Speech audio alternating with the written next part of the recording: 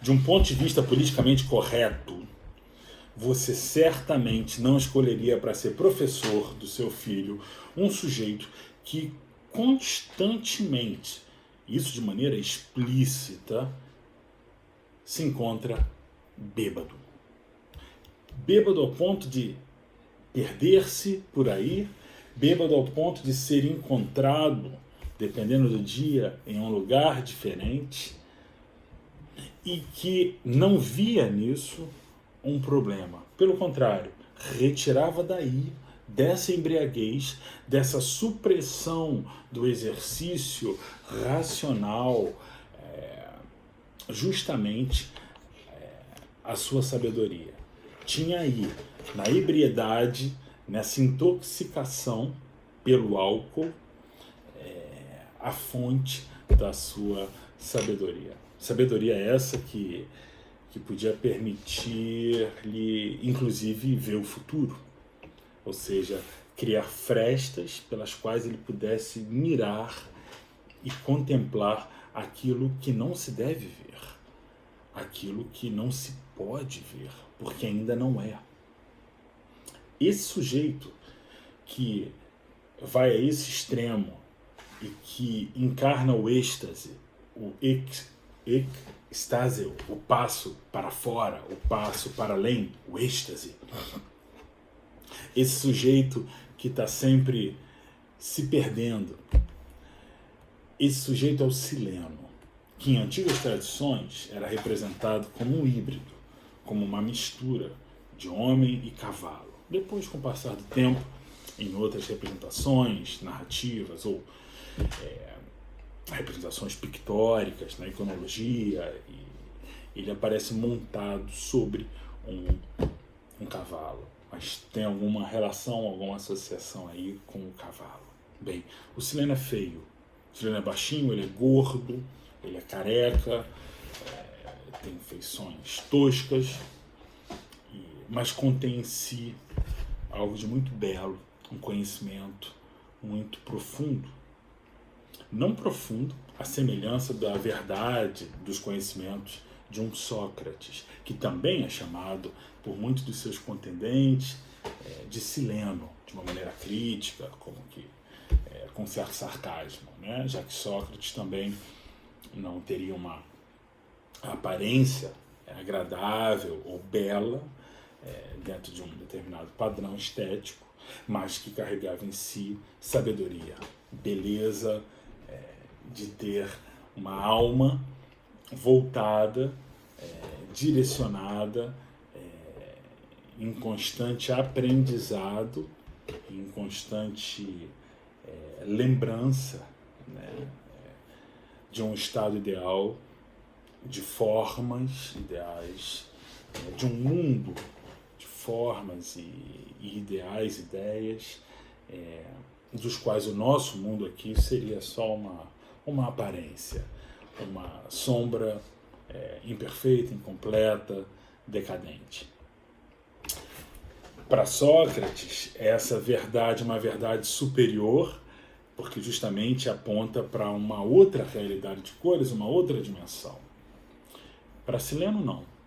Ela é mais profunda, ela é direcionada para a terra, ela é a sabedoria que dá conta da vida como a vida é aqui mesmo, com as contingências da vida, com a falta de sentido da vida, com o sofrimento da vida, com a dor da vida, com os impulsos, né, e a vontade que a natureza expressa para fazer crescer, para chamar as coisas para o desenvolvimento, para a mudança, para o crescimento, para o desenvolvimento e também para a morte.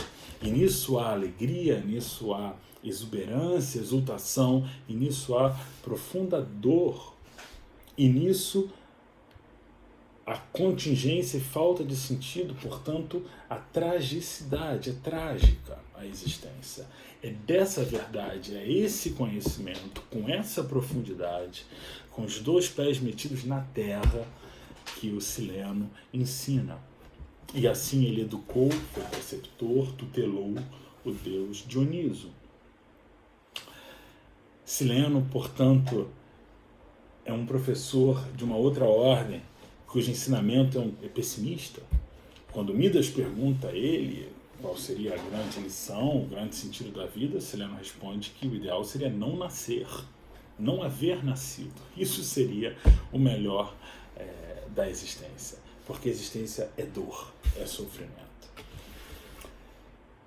Sileno está trazendo para a gente e para aquilo que a gente pode aprender musicalmente também,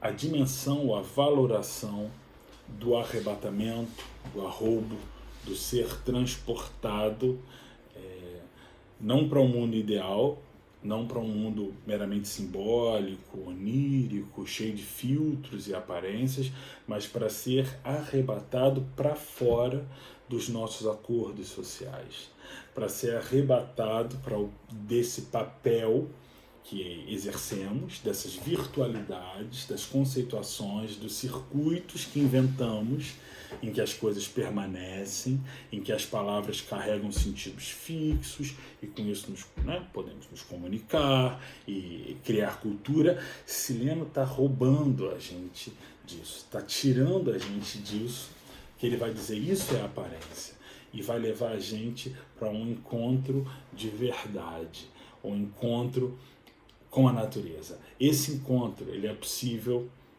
no ensino do Sileno com a própria embriaguez, porque na embriaguez são desfeitas esses acordos, são desfeitos esses arranjos sociais, sobretudo desmantelado o indivíduo. O indivíduo é o indiviso, é o que não se pode dividir, é o que se encontra inteiro, destacado do resto como um ente concreto, reconhecível como um centro em si. Esse indivíduo ele é desmantelado. E aí surge uma outra entidade, com uma outra potência, que simplesmente desliza e se torna igual à massa, se torna igual aos outros. E mais ainda, se dissolve ao ponto de retornar a um estado de reintegração com a própria natureza. Essa é a sabedoria do Sileno. E na expressão musical você reconhece experiências em que a fruição da beleza é muito mais do que uma fruição, uma experiência reservada, destacada, com parcimônia, né, nessa experimentação dos sabores da música e das conceituações, das análises. Ao invés disso, há outras experiências que justamente acabam com essa ideia, né, ou não se permitem, né, entrar nesse ambiente tão privado, tão subjetivo, mas são experiências de experimentar a beleza que funcionam no grupo. É como no carnaval, em que há uma supressão de ordem, troca de papéis, em que o humor, o cômico, né, como resposta à vida, às dores da vida, em que o cômico, com cores muito fortes, diz, olha, você pode lidar com a realidade dessa maneira, reforçando as cores e tornando isso, tentando achar nisso algo que é comum a todos nós, de maneira que a gente possa rir até sobre isso também.